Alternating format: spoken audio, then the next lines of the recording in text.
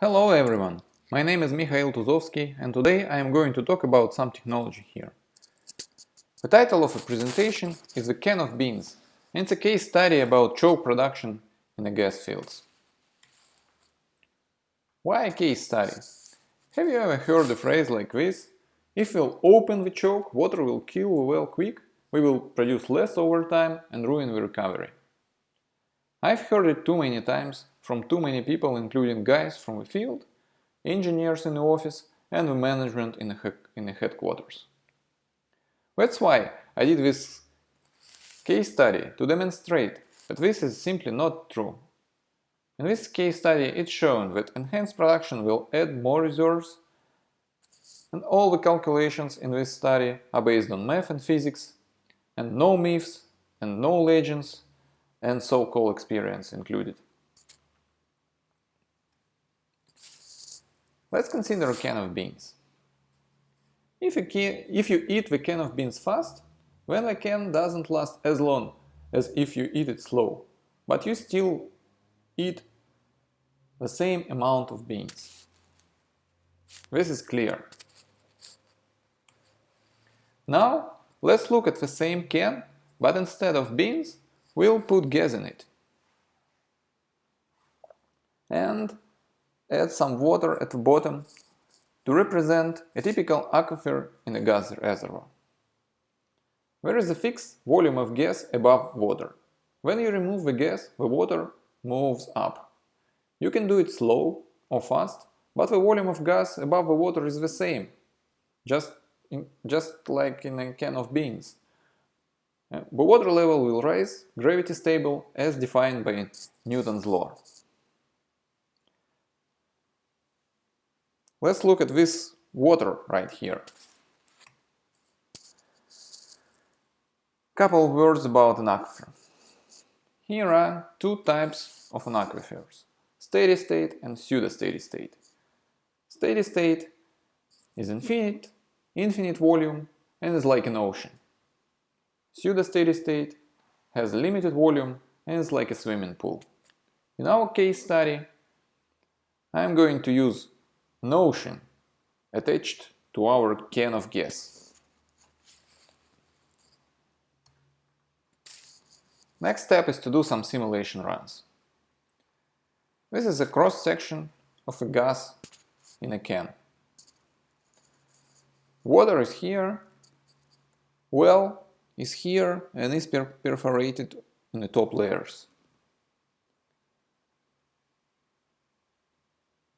The gas saturation is here and the water saturation is here. We are considering two cases. One is called slow and is representing the choke production, and another one is fast, where we just doubling the rate of a well. Now we're ready to start the models.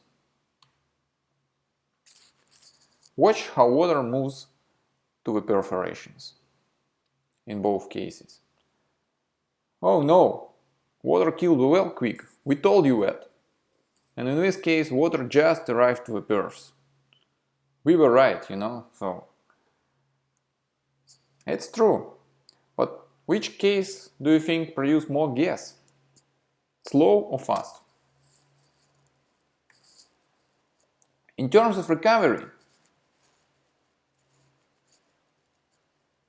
fast production ends up with 80% of recovery, while slow one is only 68, 12% less.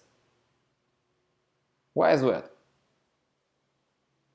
Before we answer that question, I would like you to one more time look at simulation run, because it's worthwhile to watch it again.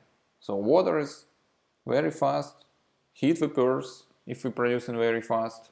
Here everything is okay, water moving slow. But the production and recovery in this case is higher than here.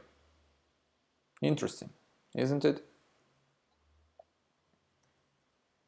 Why is that? Well, what about pressure?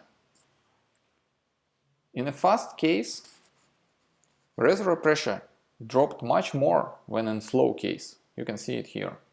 This is the difference. And the lower the reservoir pressure, the more gas is produced before the water heat prepares. And there is some physics to justify that.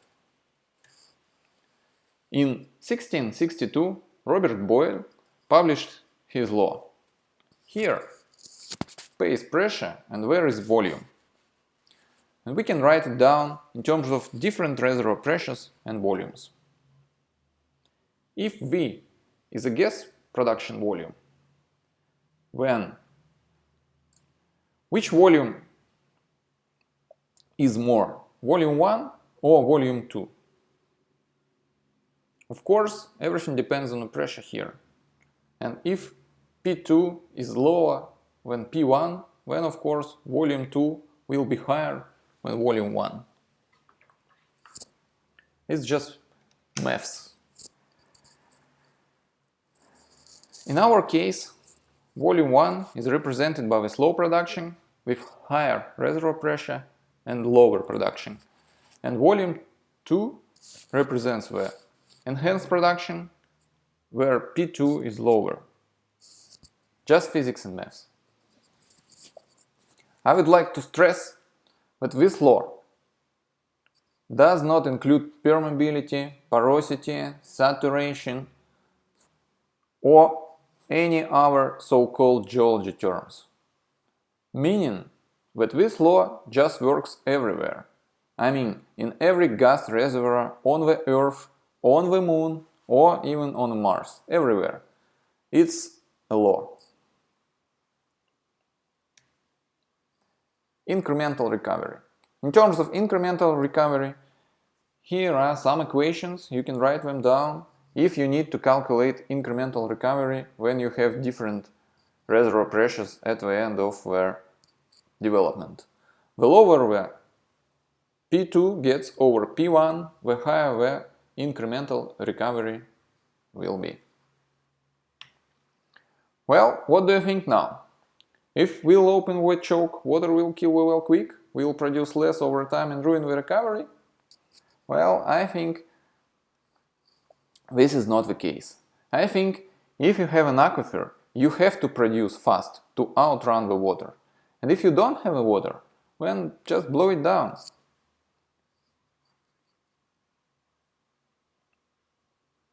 Thanks, yeah. That's all for tonight. I hope you learned something new. Stay tuned. See you next time. Bye.